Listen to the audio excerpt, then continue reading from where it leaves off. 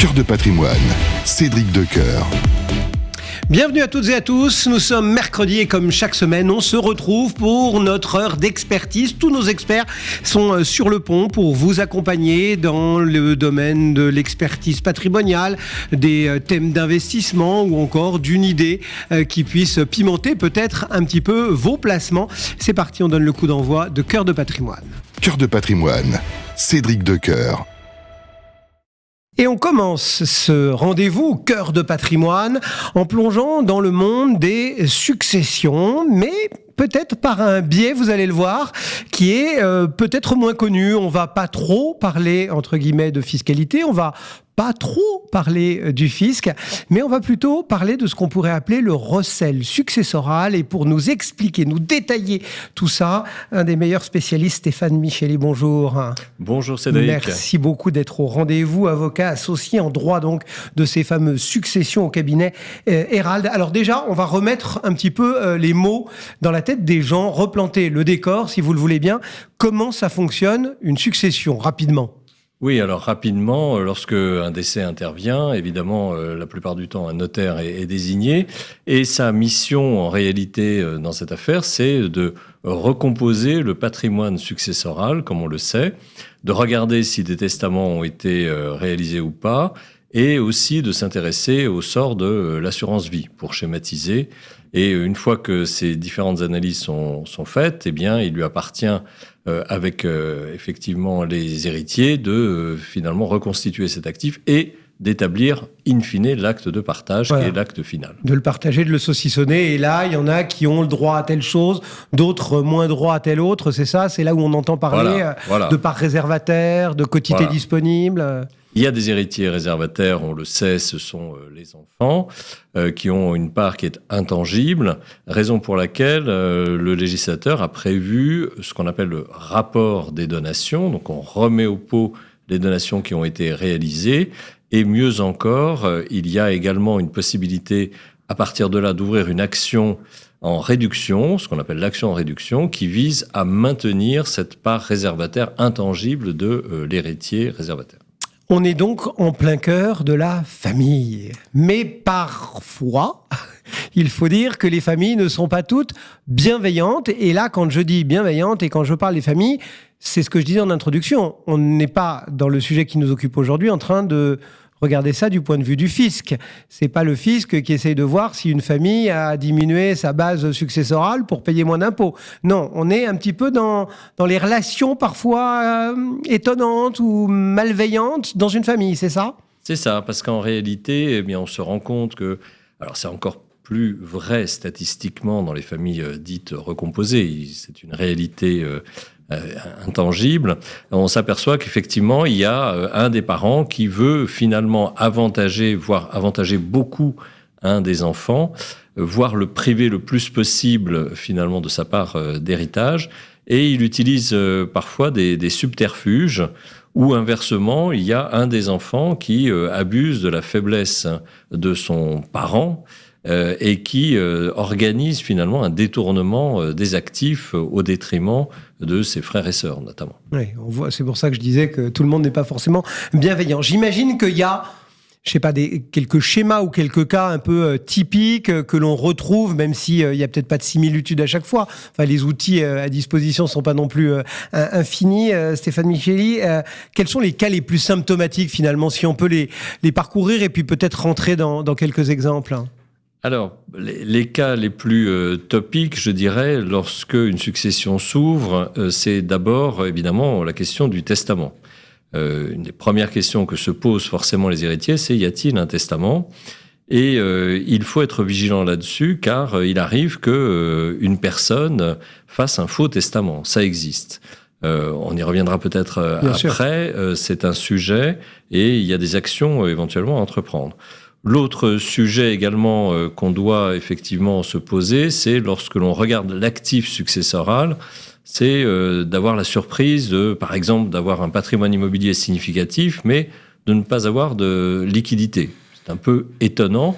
Et là aussi, on va s'intéresser effectivement au sort et notamment à regarder un peu de manière plus approfondie les comptes bancaires pour savoir si une procuration, par exemple, n'a pas été utilisée et détournée de ces fins. Et puis, il y aura aussi évidemment la question de l'assurance vie, de bien vérifier que la clause bénéficiaire a bien été établie par l'auteur, car là aussi, il y a des fraudes quelquefois.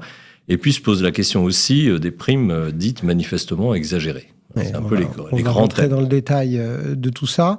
Souvent, on entend parler aussi de compte à l'étranger. Et là, effectivement, parfois, on se dit on a plus de liberté du côté des héritiers. Non, pas forcément.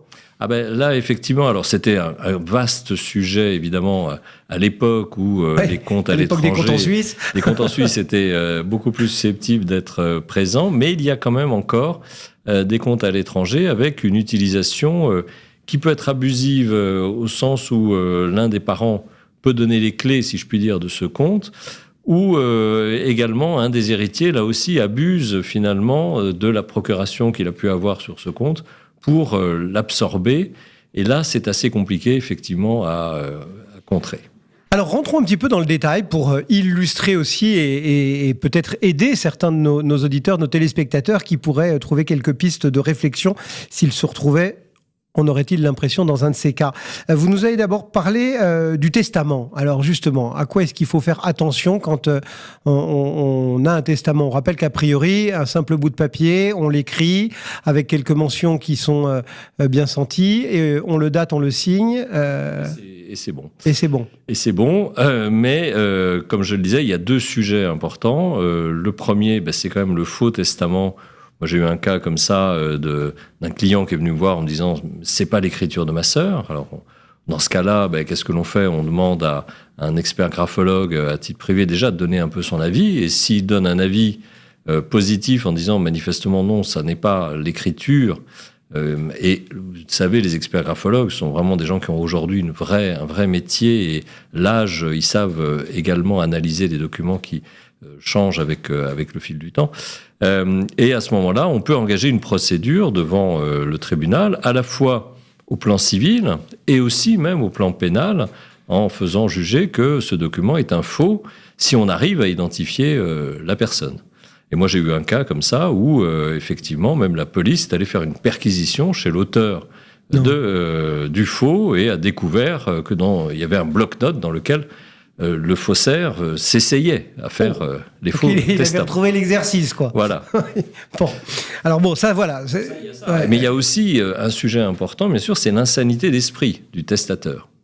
C'est-à-dire, a-t-il toutes ses facultés intellectuelles au moment où il fait son testament ? Alors les notaires, lorsque le testament est fait devant eux, prennent la précaution, généralement quand c'est une personne âgée et qui présente une certaine instabilité psychique, de demander en fait à un médecin spécialiste une attestation. Voilà. D'accord. Mais c'est quand même un sujet qui peut être discuté, et on peut, je le rappelle, demander, lorsqu'on est un héritier, on peut demander à avoir accès au dossier médical du défunt.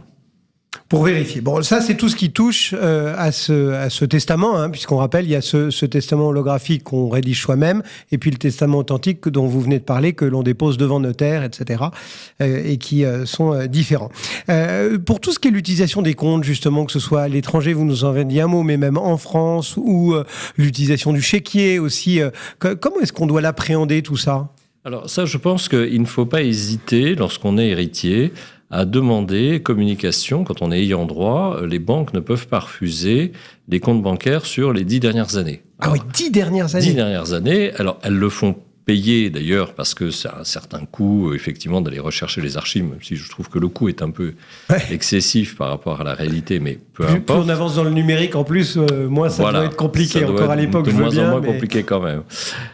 Mais effectivement, à ce moment-là, il faut regarder et voir notamment s'il n'y a pas notamment des versements mensuels avec une certaine régularité, d'un certain montant, et notamment des retraits en liquide qui peuvent être le signe de retrait de la part du mandataire lorsqu'il y a une procuration qui pourrait se faire à son profit.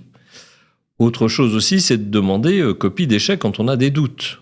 Moi, j'avais un dossier où il y avait des chèques alors de l'URSSAF, mais qui tombaient ronds. Des chèques alors du fisc. Ah oui, vous voulez dire sur le talon, c'était marqué URSSAF, voilà. Mais oui, curieusement... En réalité, puis ça nous avait interpellés, parce que 11 000 euros à l'URSSAF, c'est rare, parce que en général, c'est un chiffre avec des virgules, etc. Donc, on avait constaté qu'en fait, le chèque était marqué à l'ordre de l'URSSAF dans le talon, mais finalement n'arrivait pas entre les mains de l'URSSAF. On demande communication, effectivement, et ça, les banques doivent vous le faire, malgré, effectivement, le coût.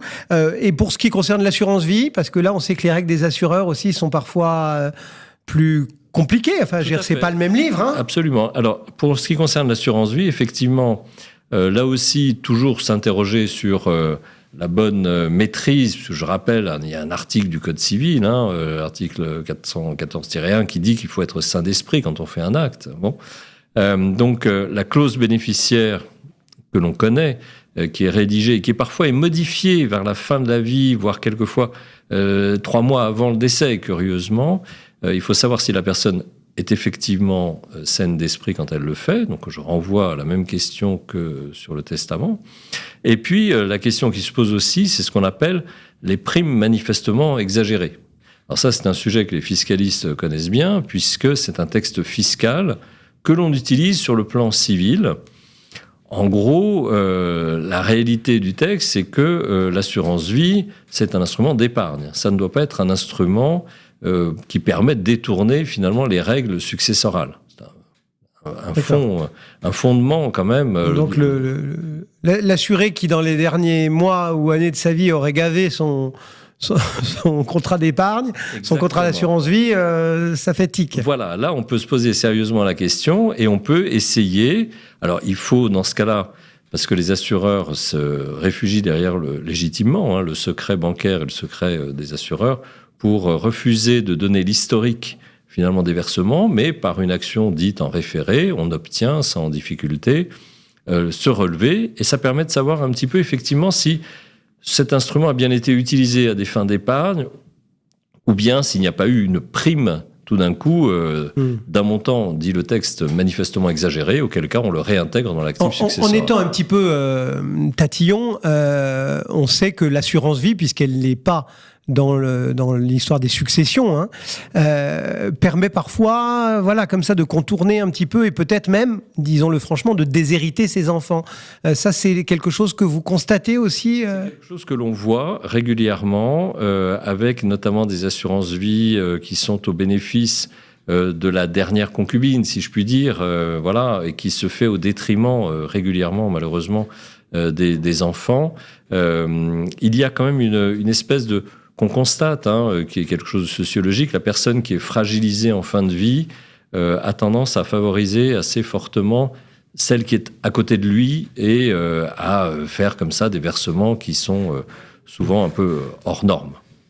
On va pas rentrer dans le détail de tous ces cas parce que ce serait compliqué, mais grosso modo, je suis ayant droit, une succession s'ouvre, j'ai un doute sur tel ou tel aspect dont on vient de parler. Qu'est-ce qu'il faut que je fasse ? Je me rapproche de mon notaire, je prends directement contact avec un avocat, je vais à la police, à la gendarmerie. Comment est-ce que qu'est-ce qu'il faut faire ? Il faut d'abord effectivement parler avec son notaire. La première chose, qui peut avoir un accès effectivement à ce qu'on appelle FICOVI, FICOBA, c'est-à-dire les comptes bancaires qu'il y a en France. Et puis effectivement, je ne dirais pas de se précipiter à la police, non, plutôt d'aller consulter un conseil, un avocat notamment, et puis de lui faire part de ses doutes, et ne pas hésiter à le faire en disant il y a quelque chose que je ne comprends pas, et exposer les situations. Et à ce moment-là, le rôle du conseil avec le client, c'est de procéder aux vérifications que j'évoquais, c'est-à-dire se faire communiquer les comptes bancaires, se faire communiquer éventuellement le dossier médical, etc. Et après, engager alors des procédures, puisqu'on parlait dans le début de l'émission du recel successoral, donc procédures qui visent à ramener éventuellement l'actif qui a été détourné dans l'actif successoral qu'il faudra partager, avec une sanction spécifique dans cette matière, en matière civile, qu'on appelle le recel successoral, qui n'est pas une sanction pénale, comme son nom pourrait le faire croire, mais civile, c'est-à-dire que la personne qui a détourné cet actif et qui le ramène à la demande du notaire ou de la justice, se voit privée du droit d'hériter sur ce bien-là.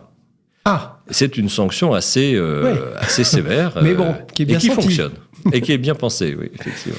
Bon, écoutez, merci de nous avoir éclairé sur ces questions-là. Stéphane Micheli, donc, pour le cabinet Hérald dans Cœur de Patrimoine. À très bientôt. Merci. Merci Cédric. Allez, tout de suite, on continue de vous donner un maximum de conseils. Cœur de patrimoine, Cédric Decoeur.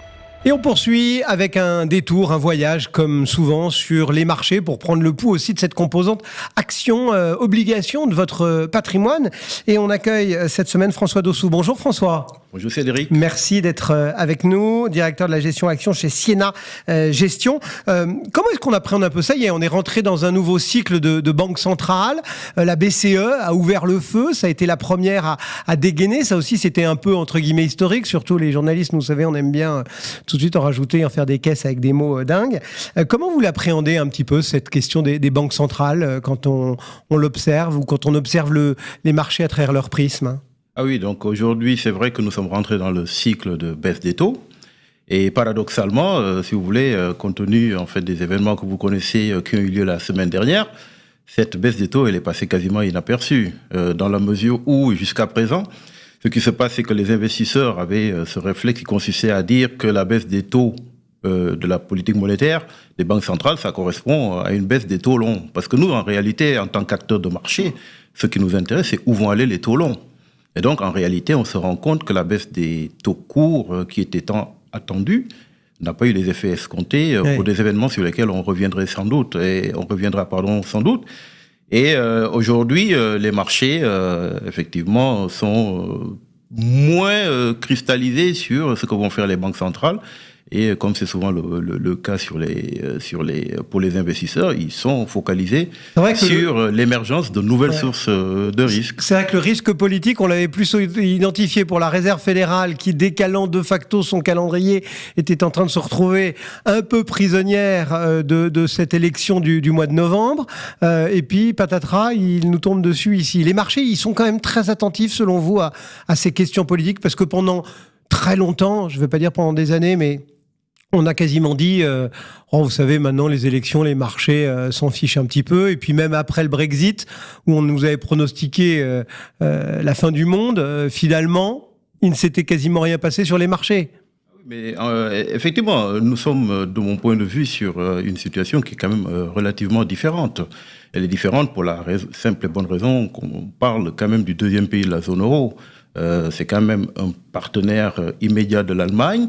C'est une grosse contribution et on parle là d'une instabilité politique. Et donc, ce qui est en train de se passer sur les marchés, c'est que on n'a pas cette transmission de la politique monétaire sur les taux longs, parce qu'en fait, vous avez des sources de risques qui émergent, des sources de risques politiques. Et donc, la question aujourd'hui, bien sûr, nous sommes pas c'est prématuré de parler d'une crise majeure, comme on l'a connu en 2011 avec la crise des dettes souveraines. Mais je pense qu'il y a aujourd'hui un certain nombre de signaux et des alertes. Il faut pas les surestimer non plus. Je pense qu'il faut bien les entendre. Donc aujourd'hui, si on essaye de faire un peu, François Dossou, une espèce de balance, il y a plus d'éléments, selon vous, à surveiller concernant les marchés, les bourses, etc., ou plus de raisons d'avoir une forme de confiance dans ces marchés ? Parce que certes, il y a eu des soubresauts, mais enfin, on est quand même encore sur des niveaux de marché, globalement, qui sont quand même loin d'être catastrophique. Oui, en fait, il faut faire attention parce qu'en fait, de quoi on parle ? Est-ce qu'on parle du court terme ou on parle du long terme ? Je pense qu'à court terme, on aura un retour de la volatilité qui est aussi lié à un certain nombre d'éléments, notamment le manque de visibilité que nous avons sur la baisse des taux, notamment côté Fed. Donc, si vous regardez bien, si on essaie de refaire le film, on a eu une émergence d'un certain nombre de sources de risques qui, aujourd'hui, vont plutôt prendre le pas à court terme. À moyen terme, il y a quand même des moyens de se rassurer. Pourquoi ? Parce que quand on regarde quand même la Banque centrale européenne, elle a des moyens d'agir. Je pense que aujourd'hui, le risque suprême auquel on pourrait être confronté, c'est un risque de désintégration. Et on a quand même, de ce point de vue, la Banque centrale européenne qui va rester un garant. Pour autant, à court terme, il ne faut pas sous-estimer le retour de la volatilité. Quand vous regardez le marché actions notamment, vous avez vu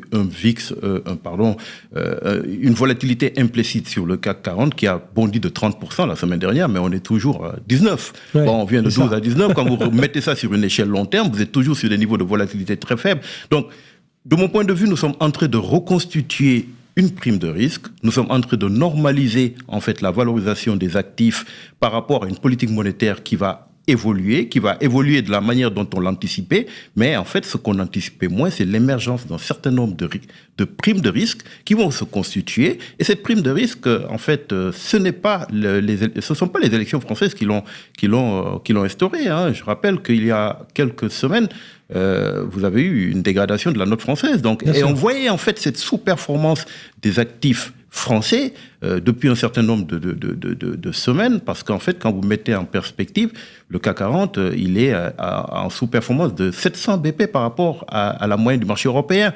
Et ces 700 BP ne se sont pas concrétisés la semaine dernière. Hein. Et cette reconstitution de primes de risque, etc., et un petit peu cette sous-performance ou cette sous-valorisation, elle tendrait à accréditer la thèse que c'est pas fini, que c'est aussi encore le moment peut-être pour ceux qui n'y seraient pas de rentrer sur les marchés, ou pour ceux qui auraient une part peut-être encore un peu trop faible de remettre un peu d'action dans son portefeuille. Alors, donc moi je pense qu'aujourd'hui, l'urgence est d'abord de se questionner sur ce que vous avez en valeur française dans vos portefeuilles. Alors, vous avez des valeurs qui sont très domestiques, qui sont très liées en fait au risque politique. Hein. Ouais. Vous avez Vinci, vous avez les infrastructures, vous avez les bancaires qui détiennent beaucoup de dettes, de la dette française.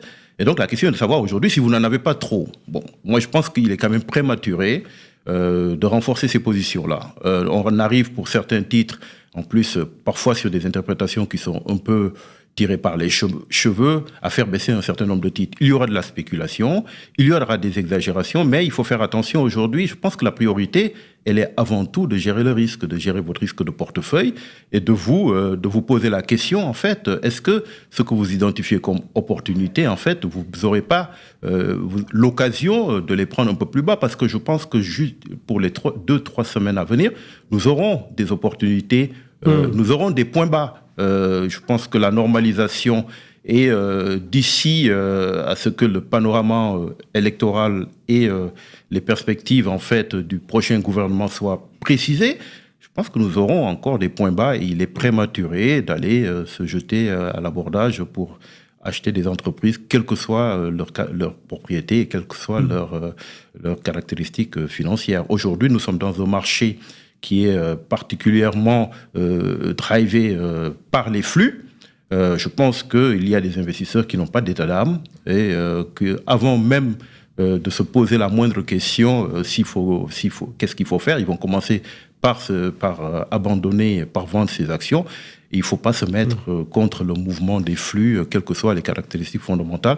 Pour autant, il faut peut-être commencer à regarder un certain nombre d'opportunités, mais il ne faut pas se presser. Bon, ça c'est surtout aussi pour les actions françaises ou très impliquées avec l'Hexagone.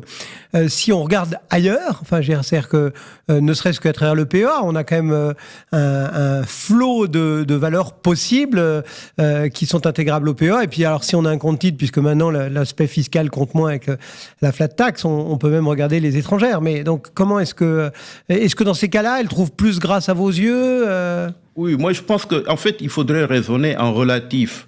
Et là, aujourd'hui, ce serait illusoire de croire, en fait, que ce phénomène de contagion, que, en fait, cette crise, si elle arrivait à s'étendre en Europe, ce qui n'est pas notre scénario. Nous pensons, en fait, que la réalité va reprendre le dessus et que nous commençons à entendre des discours qui commencent déjà à être plus raisonnables d'un point de vue budgétaire et qui pourraient rassurer les marchés.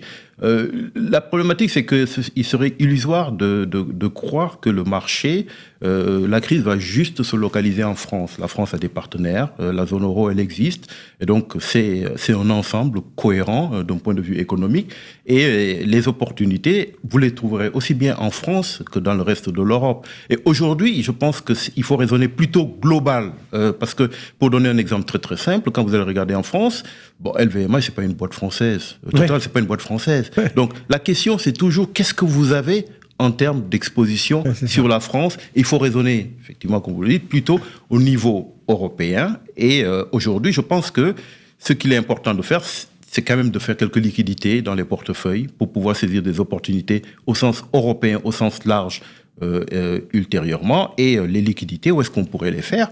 Éventuellement, vous voyez, la semaine dernière, le marché américain a surperformé de 7-8%. Bon, là encore, si vous raisonnez de manière globale, je ne pense pas que le marché américains puissent être totalement inertes, insensibles à ce qui se passe en Europe. C'est quand même un gros partenaire. Ne serait-ce que les valeurs cycliques américaines, elles vont être affectées aussi par un éventuel ralentissement de la croissance européenne. Et donc là, je prendrai des profits sur les marchés américains qui ont beaucoup résisté, qui ont bien résisté la semaine dernière, pour commencer à réallouer sur l'Europe et mettre une partie en cash pour saisir des opportunités ultérieurement si les marchés arrivaient à être encore plus volatiles. Est-ce que, François Dossou, ces réflexions que l'on se fait depuis quelques minutes, elles sont valables quelle que soit, j'ai envie de dire, la taille de la valeur? Vous me voyez venir, c'est que il y a le cas des petites et moyennes capis où on a longtemps dit elles sont sous-performantes, il y aura un rattrapage. Voilà. Est-ce que parce qu'elles ont leurs caractéristiques propres aussi et qu'elles sont peut-être moins exposées aux questions de taux, est-ce que ces petites et moyennes capis, elles peuvent peut-être, parce que plus agiles, tirer leur épingle du jeu, ou est-ce qu'au contraire, étant déjà un petit peu mal aimés, c'est peut-être pas le moment de les regarder? Ouais, moi je pense que la problématique des petites et moyennes capitalisations, c'est une problématique beaucoup plus long terme en fait. Comme vous le dites, la valorisation est tellement déconnectée, elles sont tellement sous-valorisées que cette réflexion en fait, pour moi, je la situe pas au niveau ponctuel. Mais on peut aussi parler du court terme. En fait, vous voudriez dire que dans ces mid and small, faut faire sa recherche, faut faire son analyse, il faut trouver un cheval et le miser sur un long temps et pas sur... Absolument. Ce qui va être déterminant pour les petites et moyennes valeurs, ça va être plutôt la baisse des taux, parce que c'est des entreprises qui sont quand même dépendantes des financements, c'est des entreprises qui sont moins matures, qui sont plus sensibles. Effectivement, si on est cohérent, tout à l'heure on disait que la volatilité, elle va perdurer, c'est des entreprises qui sont sursensibles, qui surréagissent, et puisque la volatilité dont je parle, c'est plutôt une volatilité avec un marché qui irait plutôt vers le bas, c'est pas le moment d'aller augmenter l'exposition à cette classe d'actifs. Mais moyen terme, c'est une classe d'actifs qui, dans le sillage des baisses de taux, aura plutôt tendance à avoir un environnement qui lui est favorable. Et je pense que la crise actuelle, en fait, n'est pas un élément pour aller vendre les petites et moyennes valeurs. Bien au contraire, puisque nous sommes sur une crise qui est plutôt qui va amener des investisseurs internationaux qui comprennent pas bien ce qui se passe en Europe à aller vendre, c'est plutôt les gros indices, les grosses capitalisations qui vont être à risque parce que c'est quand même elles qui ont porté le mouvement haussier en cas de dégagement massif sur l'Europe. C'est plutôt les grandes capitalisations qui, elles, devraient sous-performer les petites et moyennes valeurs. Une fois qu'on s'est dit tout ça, si on raisonne un peu, parce qu'on est dans Cœur de patrimoine aussi, d'un aspect très patrimonial, selon vous, la bonne répartition aujourd'hui dans un patrimoine de cette part action, enfin de cette part marché, entre guillemets, elle devrait ressembler à quoi, selon François Dossou ? Alors moi, je pense qu'il faut être légèrement sous-pondéré en action. En fait, si vous avez un profil équilibre, où vous avez 50% d'actions et 50% de produits obligataires, je pense qu'il faut être sous-pondéré sur les deux classes d'actifs et plutôt faire de la place au monétaire. Bon, je ne rentre pas sur les considérations par rapport à l'or, par rapport et donc un peu de prudence, entre guillemets, d'avoir un peu de poudre au sec pour savoir ce qui se passerait, ce qu'on pourrait faire. Absolument. Je pense qu'il ne faut pas tout vendre parce que le risque systématique, le pire n'est jamais certain. Et aujourd'hui, nous avons des éléments de garantie par rapport aux banques centrales notamment, qui vont agir si jamais la situation amenait à se détériorer. Par contre, il ne faut pas sous-estimer en fait l'impact de l'incertitude actuelle sur les perspectives de croissance et donc sur l'activité directe des entreprises. Je pense qu'il faut créer des liquidités, il faut rester serein. Nous sommes dans un événement assez atypique quand même. On ne parle pas du plus petit pays de la zone euro. On est dans une situation de repricing du risque. Après des années où on a considéré en fait que les obligations étaient sans risque, on se rend compte aujourd'hui qu'avec la diffusion des spreads entre les États, avec des spreads qui sont quand même de plus en plus larges vis-à-vis de l'Allemagne, on se rend compte que le marché commence à donner un prix au risque État par État.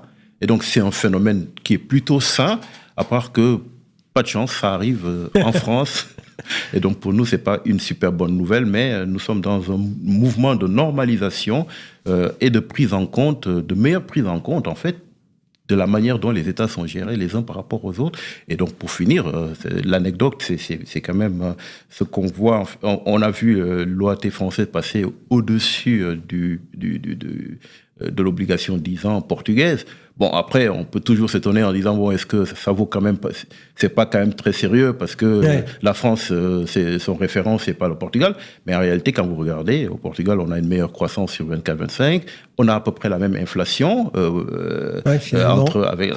et on a la même politique monétaire. Donc, on emprunte au même coût et on a des perspectives. On a, en plus, et ce n'est pas à négliger, on est plutôt en excédent au Portugal et en France, on est plutôt en déficit. Donc, quand on voit les spreads français passer au-dessus du spread portugais, on peut dire que c'est pas très sérieux à court terme. On peut imaginer qu'à moyen terme, tout ceci va se normaliser parce que il y a énormément d'épargne à investir et l'État français, en fait, a beaucoup de dettes à financer et que tout ceci va se normaliser.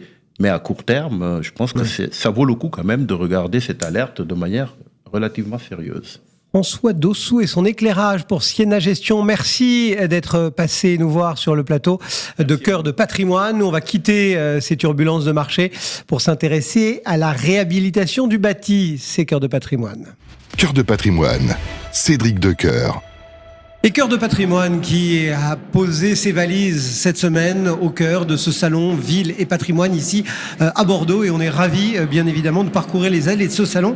Et j'ai rencontré Sébastien Charon. Bonjour Sébastien. Bonjour. Merci beaucoup de répondre à Radio Patrimoine, fondateur et directeur général de Mozart Group. Alors la thématique de ce salon Ville et Patrimoine, dont Radio Patrimoine est partenaire, c'est réhabiliter le bâti.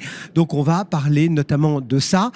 Présentez-nous rapidement justement Mozart Group pour qu'on sache un peu où on met les pieds avec vous. Eh bien écoutez, nous avons créé Mozart Group avec mon associé Nelson Barata il y a une dizaine d'années. C'est un groupe qui est originaire de Lille, d'où nous sommes originaires tous les deux. Et nous sommes donc spécialisés dans l'accompagnement de l'investissement immobilier. Très vite, nous avons centré notre activité sur la réhabilitation des cœurs de ville. Pour essentiellement deux raisons. La réhabilitation offre une multiple palette de leviers fiscaux pour pouvoir financer ce type d'opération pour des investisseurs particuliers. Et on va rentrer dans le détail, ne vous inquiétez pas. Et la deuxième raison, c'est que nous défendons la pérennité des opérations d'investissement immobilière parce que proposer à un client particulier un investissement immobilier, c'est souvent lourd d'engagement, avec derrière des engagements bancaires, notamment des financements sur 10 ans, 15 ans, 20 ans. Et il nous tenait à cœur de pouvoir proposer à nos clients des opérations qui soient, par leur nature même, pérennes. Bon, mais j'ai envie de dire, aujourd'hui, un investisseur averti ou un CGP qui gamberge pour ses clients, il a une palette énorme pour investir en immobilier. Alors pourquoi aujourd'hui, selon vous, il faut justement privilégier ce cœur de ville ? Alors, pour des raisons qui, aujourd'hui, semblent presque plus évidentes que quand on a démarré il y a 10 ans. D'accord. Et notamment, je dirais, les derniers mois ou les dernières années nous ont montré ça. Le confinement nous a montré, par exemple, que la vie en cœur de ville avait besoin d'être entretenue, d'être continue, de mêler, de permettre aux personnes de se rencontrer, de cohabiter et d'améliorer les qualités d'hébergement en cœur de ville. Les problématiques écologiques aussi, qu'on n'avait pas anticipées il y a 10 ans, nous font dire aujourd'hui que c'est peut-être pas idiot de ramener les populations en cœur de ville pour limiter les déplacements. D'arrêter les déplacements pendulaires avec la voiture. Exactement, pour favoriser l'accès aux services. Et puis finalement, ça fait 8000 ans que l'homme se réunit autour des cœurs de ville pour y construire l'avenir de la civilisation à travers la politique, la culture, l'éducation.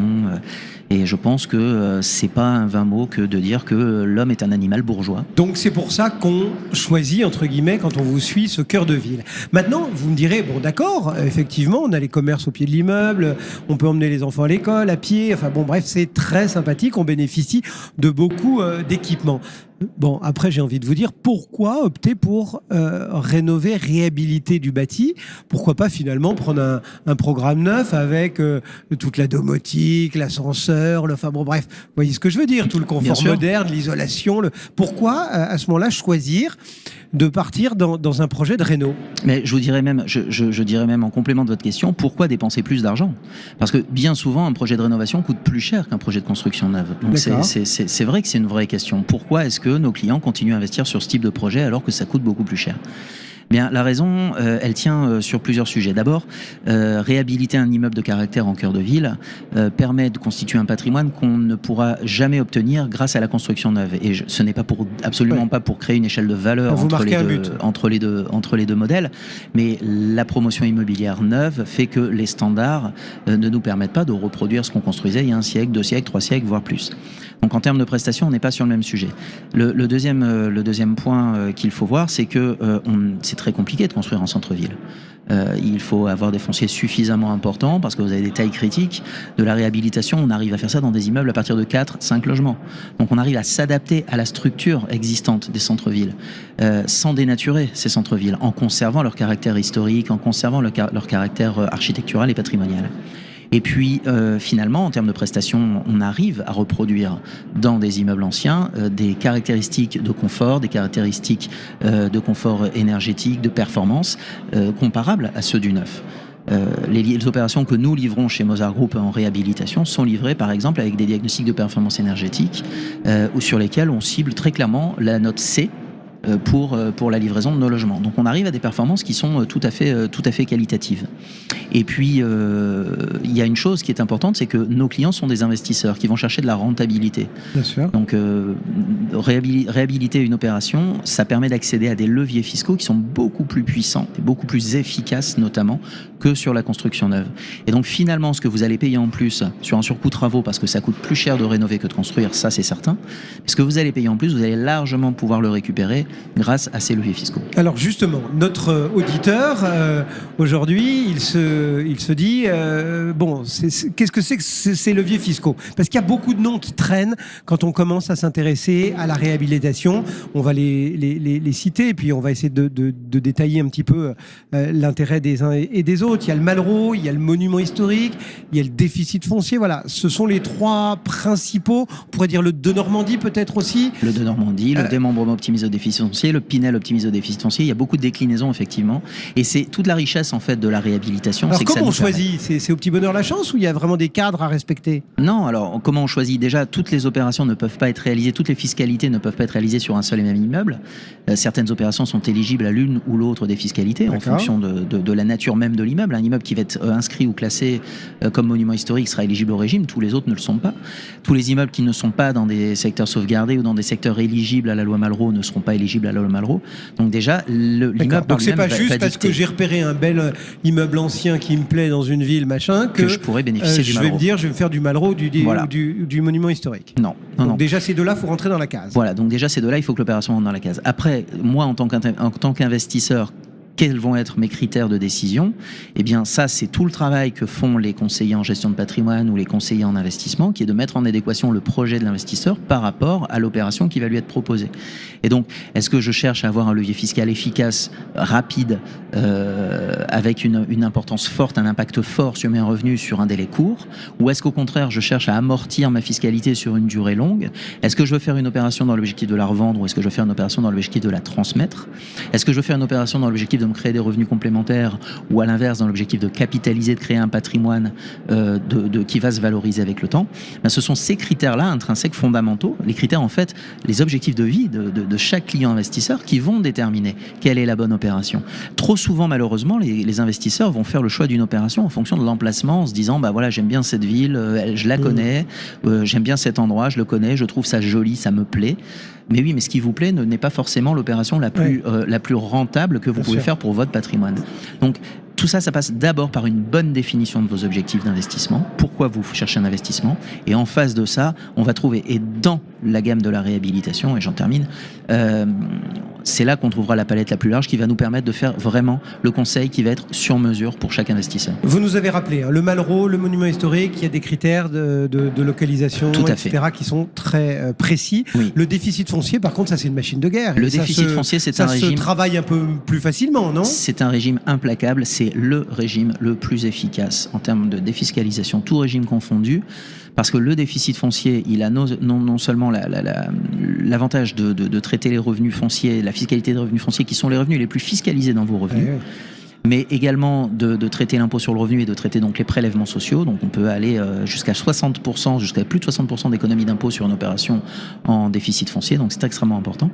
Et ce sont des opérations qui peuvent être réalisables sur beaucoup plus d'immeubles cibles, parce qu'il n'y a pas de critères géographiques, si ce n'est que, bien entendu, quand on investit dans l'immobilier, il ne faut pas investir n'importe où. Il faut investir sur un emplacement qui a une pertinence par rapport à l'offre locative que l'on va proposer derrière. Sébastien Charon, deux questions, on va dire, pour terminer notre entretien, qui sont un peu liées à l'actualité. D'abord, une vraiment d'actualité immobilière, d'actualité du secteur, d'actualité du marché. Est-ce qu'aujourd'hui, c'est le moment d'investir ? On est à une période de taux, de changement, de rythme, enfin voilà. On a des interrogations, on a entendu beaucoup de choses sur ce monde immobilier. Selon vous, chez Mozart Group, est-ce que c'est le moment aujourd'hui d'investir, et donc plus singulièrement, puisque c'est votre dada, dans ces cœurs de ville et sur un projet de rénovation-réhabilitation ? Alors, votre question est compliquée parce que si je vous dis oui, on va me dire il est venu vendre sa soupe. Il veut vendre du produit. Voilà. Et pour autant, je n'ai jamais eu autant d'opportunités qu'aujourd'hui. Je n'ai jamais vu d'aussi jolis produits qu'aujourd'hui. Régulièrement, on nous propose des fonciers aujourd'hui avec des prix qui se sont très clairement ajustés par rapport au marché. On a des opportunités d'investissement aujourd'hui qui sont assez dingues dans un contexte où, je vous le rappelle, tous les critères liés à la valorisation de l'investissement immobilier, tous les feux sont au vert. De quel feu je parle ? Le premier feu, c'est la demande locative. Quand vous investissez dans l'immobilier, on ne cesse de dire qu'il manque des logements, etc. Vous allez louer et la demande locative ne cesse d'augmenter. Elle va continuer à augmenter pendant longtemps. Tous les indicateurs démographiques, socio-économiques sont au vert sur ce sujet. Le deuxième critère, c'est l'inflation. Investir dans l'immobilier profite à l'investisseur quand il y a de l'inflation. Pourquoi ? Parce que votre investissement va se revaloriser de deux manières. Vos loyers se revalorisent, vos loyers augmentent chaque année au rythme de l'inflation, mais la valeur de votre bien également. Donc, c'est un produit extrêmement efficace sur la lutte contre l'érosion monétaire, pardon. Donc ça aussi, c'est un vecteur important.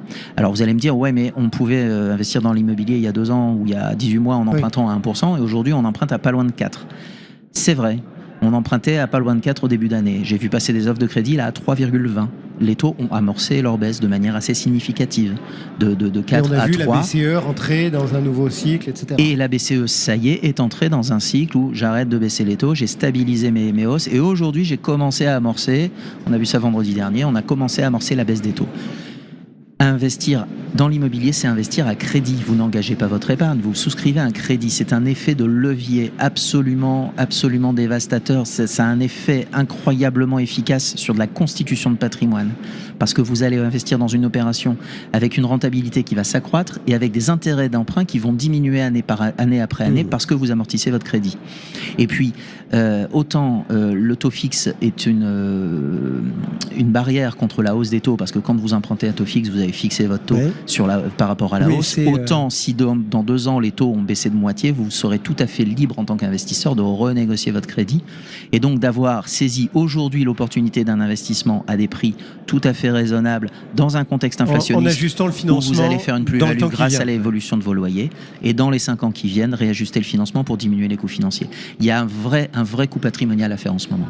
Bon, dernière question, c'est un peu celle du moment et de notre État qui est confronté à une forme ou une autre de disette budgétaire. Est-ce que vous dites le Malraux, le monument historique, le déficit foncier, enfin bref, tous ces aides, tous ces dispositifs, ils sont pérennes aussi profitez-en aujourd'hui parce que vous ne savez pas de quoi demain sera fait. 50 ans. Ça fait 50 ans, cette année, que nous affichons, au niveau national, un budget déficitaire. Oui, donc on n'est pas... Ça fait 50 ans que tous les ans, on dépense plus d'argent au niveau de l'État que l'on a de recettes. Donc oui, il y a un moment certainement où il va falloir prendre des mesures pour pouvoir ralentir ça. Maintenant, les dispositifs déficit foncier, loi Malraux et monuments historiques cumulés représentent une portion extrêmement congrue de la part des dépenses budgétaires, comparée à la loi Pinel qui focalise toutes les attentions et qui n'a réellement coûté que 4 milliards d'euros, vous allez me dire c'est beaucoup d'argent, mais 4 milliards d'euros sur 10 ans pour créer des centaines de milliers de logements, je ne suis pas persuadé que ce soit une dépense si excessive que ça. Donc oui, certainement que ces fiscalités-là, ces dispositifs-là pourraient être discutés. Je ne suis absolument pas persuadé que le temps que vont passer nos parlementaires à retravailler ces sujets sera rentabilisé sur les économies qu'ils vont faire en supprimant ces sujets-là. Sébastien Charon, donc, pour Mozart Group. Merci beaucoup d'avoir répondu à Cœur de Patrimoine sur Radio Patrimoine, ici, au Salon Ville et Patrimoine, dont Radio Patrimoine était partenaire. Cœur de Patrimoine, Cédric Decoeur. Et on termine ce voyage patrimonial par un détour par le private equity, ce qu'on appelle le non-coté. On va essayer d'être un peu pédagogue, de vous donner les clés du camion pour comprendre un petit peu ça, pour savoir comment investir. Et c'est un des meilleurs spécialistes qui est là pour nous en parler, Xavier Antonios. Bonjour Xavier. Bonjour Cédric. Merci beaucoup d'être au rendez-vous pour 1, 2, 3 IM. J'ai dit on va être pédagogue, donc on va commencer par dire un petit mot de qui est 1, 2, 3 IM et puis de votre actualité parce que ça bouge beaucoup. Alors dites-nous tout. Effectivement, l'environnement bouge beaucoup, donc 1, 2, 3e essaye de s'adapter. Merci pour l'introduction. 1, 2, 3e, c'est une société de gestion qui a été créée il y a 25 ans et qui est devenue en 25 ans une véritable plateforme d'investissement et de solutions d'investissement à destination d'investisseurs privés comme institutionnels. Et aujourd'hui, le groupe 1, 2, 3e, c'est en réalité ces 4 filiales dédié aux actifs non cotés, illiquides, dont on va parler, le private equity, le capital investissement, la dette privée, les infrastructures. Donc, ces 4 filiales. Une filiale historique qui est 1, 2, 3 Investment Managers, qui fait de l'investissement direct dans des PME françaises, plutôt small cap. C'est une société dédiée à la transition énergétique, qui finance du renouvelable, des énergies renouvelables. C'est une société de gestion dédiée à l'immobilier, aux problématiques de logement, donc qui fait de l'immobilier de rendement, notamment dans le cadre de la santé. Et enfin, vous l'évoquiez, merci Cédric, c'est une toute nouvelle société de gestion qui vient de rejoindre le groupe, une société de gestion dédiée à la multigestion. C'est quoi la multigestion ? Donc cette société, elle s'appelle PAMS, Private Asset Multistratégie. On l'a annoncé la semaine dernière, une équipe propre et des produits propres au sein du groupe 1, 2, 3e. Ça consiste à... Le marché des particuliers s'ouvre fortement sur le private equity, on y reviendra. D'où l'intérêt d'en parler. D'où l'intérêt effectivement d'être ici. Et là où nous, on est tiers de confiance des investisseurs privés, des conseillers en gestion de patrimoine depuis 25 ans, qui achètent notre propre savoir-faire, l'investissement dans des entreprises françaises, locales, ils souhaitaient qu'on les accompagne dans d'autres zones géographiques et sur d'autres stratégies. Parce que le private equity, le capital investissement, le non-coté, c'est une classe d'actifs qui est extrêmement vaste. Et pour ce faire, comme nous, 1, 2, 3e, basé à Paris, on n'est pas légitime à aller investir partout en Europe, aux États-Unis, dans les pays émergents. On va, grâce à cette société, sélectionner d'autres gérants. C'est ça la multigestion, c'est sélectionner d'autres gérants, des grands noms du private equity, des Carlyle, des Paribas Affaires Industrielles, des Ardian, par exemple, pour citer ou Astorg. Et on va leur confier une partie de nos fonds pour pouvoir dire, nous, on sait faire des choses chez 1, 2, 3, et quand on ne sait pas faire, on s'ouvre à d'autres gérants. Oui, parce que en plus, nos auditeurs, ils ont peut-être du 1, 2, 3e sans le savoir, quasiment dans les produits effectivement que l'on retrouve ou les collaborations que vous pouvez avoir dans des grands noms. Moi, je vous ai croisé plusieurs fois chez certains de ceux qui fréquentent aussi ce plateau. Et qu'est-ce qu'on peut redire justement sur ce non-coté, un petit peu sur pourquoi c'est devenu un outil si important en fait dans cette gestion de patrimoine, dans l'économie, pour les entreprises aussi, parce que c'est tout ça dans lequel on doit presque, osons le mot, communier quand on décide de risquer, au bon sens du terme, une partie de son argent dans du non-coté. C'est vrai, exactement, vous avez raison, c'est un tout le non-coté, hein. Faut pas n'y aller que pour, je vais le citer, mais la raison de la performance, puisque c'est ce qu'on voit souvent, hein, c'est le premier argument qu'on met en avant quand on parle de non-coté. en expliquant que c'est la meilleure classe d'actifs en rapport à toutes les classes d'actifs. On a même longtemps dit que c'était une espèce de marché réservé à des privilégiés. Ce qui était le cas, ce qui était vraiment le cas, c'était un marché privé, hein, c'est ça, le private equity en opposition au public market, hein, donc le marché coté, liquide de toutes les entreprises qui sont cotées. Le marché non coté, c'était un marché historiquement fermé, opaque, d'initiés, où pour rentrer dans ce marché-là, dans cette partie, il fallait être capable d'avoir plusieurs millions d'euros à investir. Il fallait être capable d'accepter plus qu'un risque, j'y reviendrai, parce que faut pas assimiler forcément performance à risque, même si c'est ce qu'on nous a toujours appris, effectivement. Plus un rendement est performant, plus il est risqué. Mais dans le non-coté, c'est une classe d'actifs qui est profonde. Donc on peut travailler ce risque comme sur les autres classes d'actifs et le réduire et abaisser la volatilité avec des stratégies qui sont moins equity et plus dette privée, comme on a sur les marchés liquides. Mais ça a longtemps été un marché fermé, opaque et réservé aux grands de ce nom. Donc les grands de ce nom, c'est les investisseurs institutionnels qui sont un peu en retrait ces dernières années parce qu'il y a la hausse des taux, parce que le marché s'est un peu grippé, et les particuliers très avertis, les grandes fortunes. Derrière, pourquoi ces grands investisseurs vont sur cette classe d'actifs depuis 30 ans, hein, de façon professionnelle, et ils investissent 5 à 10%, 15% pour les plus ardus. les Américains surtout, qui ont toujours eu un goût du risque un peu plus prononcé que nous les Français ou Européens.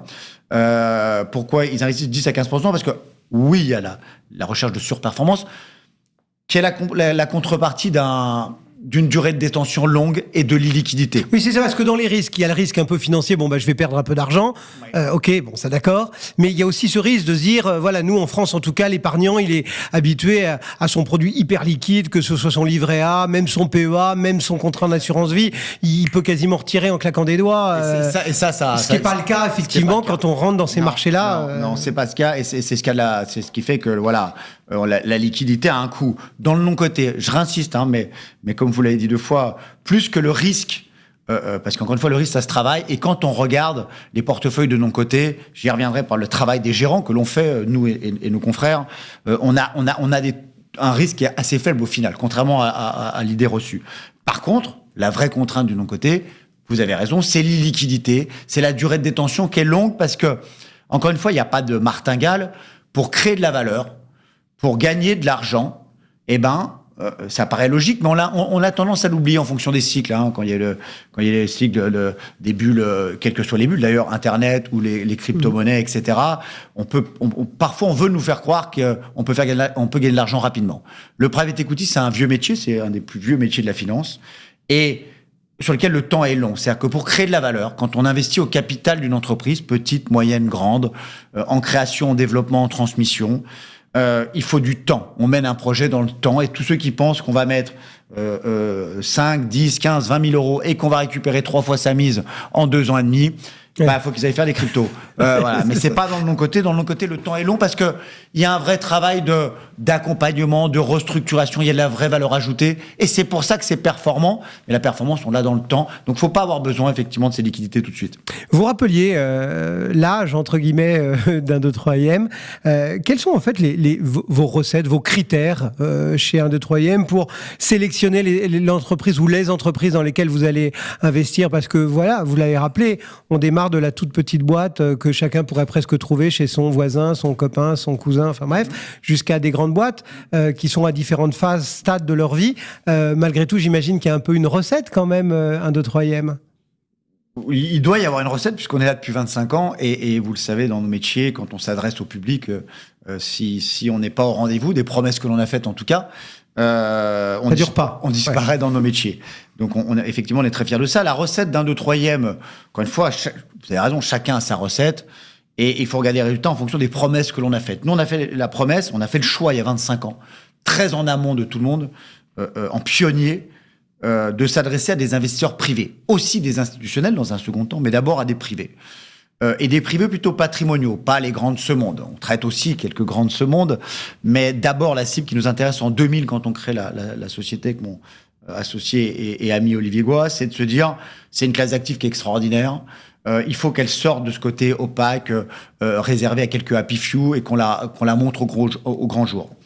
Néanmoins, effectivement, on l'a évoqué, c'est pas une classe d'actifs. C'est une classe d'actifs qui a certaines contraintes et qui n'est pas digeste pour les investisseurs privés. Ce qu'on a essayé de faire, nous, depuis 25 ans, qu'on continue de faire, c'est de trouver une recette où on va essayer d'aller chercher le maximum d'avantages de cette classe d'actifs. Donc, le maximum des avantages, c'est essayer de capter le maximum de performance dans cette classe d'actifs, tout en essayant de gommer ces contraintes, celles qui sont indigestes pour les investisseurs privés. Qu'est-ce qui est indigeste pour un investisseur privé?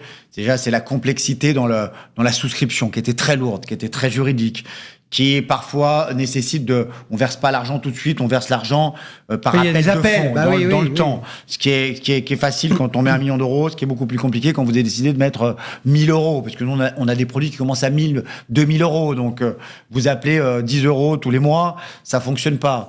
Ensuite, il y a essayer de gommer cette durée de détention qui est parfois longue. Le non-coté, normalement, quand on rentre dans un fonds de capital investissement, de private equity, normalement, on y est pour 10 à 12 ans. Voilà. Avec parfois, effectivement, un risque de coopérative qui peut être plus ou moins important. Donc, on a essayé de réfléchir à des solutions, des produits plus courts, des produits plus défensifs, et surtout, on a essayé aux investisseurs privés de leur raconter des histoires. Des histoires d'entreprise, parce que ça, vous l'évoquiez. C'est pour ça que je parlais de communion au départ. C'est qu'il faut y croire. C'est pas juste un choix de performance ou de rendement patrimonial. C'est une conviction. C'est une conviction. Donc, le boom qu'il y a eu ces dernières années dans le non-coté, enfin, l'intérêt croissant que les investisseurs privés adressent au non-coté, il y a un peu de recherche de performance. Il y a aussi un peu de recherche de autre chose. Voilà, dire les marchés financiers. On a été peut-être un peu déçus sur les cycles de ces 10-20 dernières années, avec des hausses, des baisses qu'on comprend pas toujours, une trop forte volatilité sur les marchés. Un marché de l'immobilier qui est ce qu'il est, il y a des cycles. On a appris qu'il y avait des cycles, qu'il n'y avait pas que des cycles haussiers. C'est ce que tout le monde pensait à peu près sur l'immobilier. Et du coup, de l'importance, quand on a ces problèmes sur les autres classes actifs, de l'importance de se dire, revenons à ce vieil adage, ne mettons pas tous nos œufs dans le même panier. Et intéressons-nous à des choses qui ont aussi des corrélations qui sont différentes. Et ça, c'est important parce que le non-coté n'est pas complètement corrélé à l'immobilier ou au marché coté. Donc, et ce qui est intéressant, parce que comme il y a des cycles dans tous les marchés, il y en a aussi dans le non-coté. Voilà, quand les marchés financiers sont chutés ou le marché immobilier, on a un non-coté qui est résilient. Mais ils sont venus surtout aussi chercher les clients privés. Et ça, on l'a vu arriver après la dernière crise financière, donc 2009, 2010, 2011. Où ils ont compris qu'ils avaient acheté des produits, ils ne savaient pas ce qu'il y avait dedans. Et on leur a dit après, non, mais c'est normal, si ça baisse, c'est que vous aviez ça, ça et ça, mais on ne me l'avait pas dit. Et ils ont voulu un peu plus, et ça va dans le bon sens, l'éducation financière des épargnants français, comprendre ce qu'on mettait dans le portefeuille. Et vivre des histoires d'entrepreneurs. Soulever un peu le capot pour regarder ce qu'il y avait dans le produit, quoi. Exactement. Et eux aussi contribuer à leur échelle à la création d'entreprises, à la création d'emplois en France, à la sauvegarde d'emplois, et investir dans son territoire sur des thématiques qu'on connaisse. Donc c'était ça la recette d'1, 2, 3. C'est des produits, on essaie de gommer les inconvénients, donc travailler sur des produits plus courts en termes de durée, moins volatiles en termes de performance, et surtout raconter parler de secteur et de conviction de gestion. Vous l'avez rappelé aussi, c'est vrai que c'était un marché d'initiés, de gens au courant, de grandes fortunes, etc. Aujourd'hui, un épargnant, j'ai pas envie de dire lambda parce que ce serait peut-être péjoratif, mais un particulier, un investisseur particulier, comment est-ce qu'il peut accéder à ce monde-là? Il va sur 1, 2, 3e, il contacte son CGP, comment est-ce qu'il fait? Il contacte surtout son CGP, son conseiller financier, quel qu'il soit d'ailleurs, dépendant ou indépendant. Alors aujourd'hui, c'est un autre problème. Autant il y a quelques années, il fallait être un détective pour trouver une offre sur le marché et y avoir accès. Aujourd'hui, on va y revenir, il y a peut-être trop d'offres. Mais, et maintenant, ce qui arrive, moi, ce que je vois arriver, c'est de dire comment le particulier, ou même le conseiller financier, et ces émissions, comme vous faites, sont importantes pour apporter de l'éducation à ces réseaux-là, parce que demain, il va falloir... le premier acte de gestion, c'est de faire confiance à une société de gestion, faire confiance à un produit et qui choisir.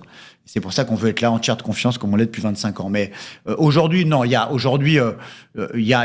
l'accès est facilité. Il y a des conseillers financiers historiques, classiques, bancaires, indépendants, qu'on trouve à côté de chez soi, le médecin de famille, je compare pas le médecin de famille qui vend des produits, mais le médecin de famille conseiller en gestion de c'est vrai patrimoine. qu'on dit souvent que le CGP, c'est un peu le médecin de famille de son patrimoine. Exactement. C'est celui qui, après, vous oriente chez les spécialistes en fonction de vos besoins. Comme sur des sites plus en ligne. Donc, non, aujourd'hui, et on retrouve tout type de format aujourd'hui. On trouve des produits accessibles à partir de quelques centaines de milliers d'euros au sein de contrats d'assurance vie, parce que les assureurs, sous l'impulsion de la loi Pacte 1 et 2 surtout, ont accepté de mettre en unité de compte, donc vous savez, fameuse unité de compte qu'on retrouve dans les contrats d'assurance, comme on dit en langage... Comme tout le monde connaît très bien, mettre du private equity, puisque les règles se sont assouplies, notamment les règles de liquidité, quand le souscripteur veut racheter ou assurer un peu de liquidité à son portefeuille. Ouais, il y a plus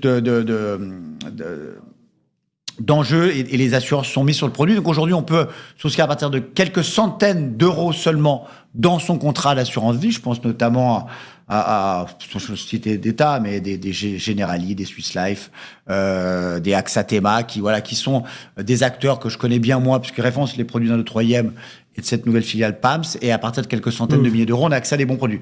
Et à partir de quelques milliers d'euros aussi dans des comptes titres, parce que c'est pour tout le monde le private equity. Et il faut commencer avec quelques centaines de millions d'euros à goûter, à créer de la valeur et des emplois avec le private equity. Juste pour jeter un œil devant maintenant, Xavier, selon vous, quels sont un peu les défis auxquels ce secteur du non-coté, du private equity va être confronté, et puis la façon peut-être dont vous avez prévu de les aborder, enfin un peu de prospective, parce que vous nous avez rappelé aussi toute cette histoire du private equity.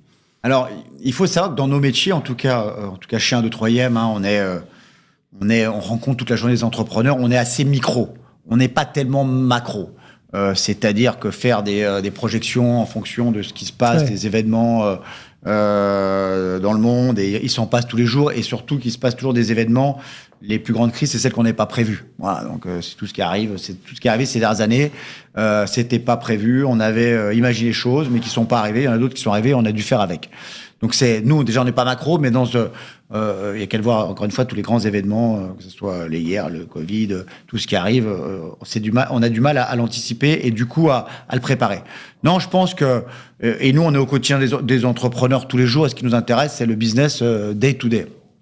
Donc ce qu'il faut et ce qui est intéressant quand même de voir, c'est que le private equity, le non-coté, le capital investissement, sur ces périodes, donc nous il y a plus de 25 ans, mais même quand je regarde ceux qui étaient là avant nous, qui faisaient déjà ce métier-là 15 ans avant, quelles que soient les périodes, il y a de la résilience. Il y a de la résilience parce qu'il n'y a pas on n'investit jamais de l'argent à un seul moment. Typiquement, l'argent qu'on va lever en ce moment, l'argent qu'on collecte sur 2024, il va être investi un peu en 2024, un peu en 2025, peut-être un bout en 2026. Voilà, on va lisser les investissements en private equity, c'est ce qu'on fait, sauf si vous êtes juste un club deal. Donc voilà, et on va être meilleur que le marché. Pourquoi ? Parce que dans le capital investissement, il y a déjà une sélection naturelle faite par les gérants. On va regarder quand on va s'intéresser à un domaine. Par exemple, nous, on aime bien la santé, la transition énergétique, l'immobilier. On continue d'en faire.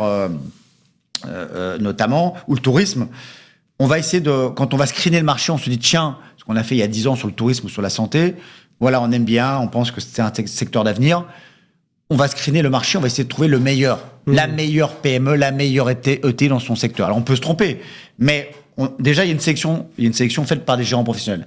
Et après, on va s'occuper de notre participation. Et c'est là notre métier, la valeur ajoutée de notre métier, c'est qu'on ne fait pas que mettre de l'argent pour réaliser de la croissance externe. Il y a une assistance des entreprises aussi. Il y a une assistance des entreprises avec des personnes dans nos entreprises qui sont dédiées à l'accompagnement dans le développement, que ça soit commercial, dans la digitalisation, dans l'ESG, etc., pour vraiment apporter une aide financière, mais une aide intellectuelle à côté et concrète aux chefs d'entreprise. Donc, des grands défis, il y en aura. Il se trouve que quand on regarde dans le passé, on est arrivé à sortir de ces grands défis, le private equity. Voilà, ce qu'on va essayer. Donc confiant finalement quand même. On est assez confiant. Et le reste, faut être diversifié. C'est comme tout. Voilà, ne pas être exposé sur un seul secteur, parce que le risque, comme il y a des cycles dans tous les secteurs malheureusement, même si on essaye tous de trouver des secteurs cycliques, il y en a. Et vaut mieux être diversifié comme dans tous les placements. Merci beaucoup, Xavier, d'être venu nous faire vivre passionnément ce monde du capital risque et du private equity. 1, 2, 3, IM et Xavier Antonios. Et puis, puisque vous l'avez cité, on mettra, vous en avez l'habitude, sur les podcasts, il y a les petits liens, etc. On salue Olivier Goy et on mettra tous les liens qui vont bien sur les Invincibles, etc. Parce que c'est important de lutter et de financer aussi cette recherche contre la maladie de Charcot. Merci d'être venu nous voir, Xavier. Cœur de patrimoine, c'est terminé pour cette semaine. On se retrouve mercredi prochain. Très bonne semaine. Cœur de patrimoine, une émission à réécouter et télécharger sur le site et l'appli Radio Patrimoine et sur toutes les plateformes de streaming.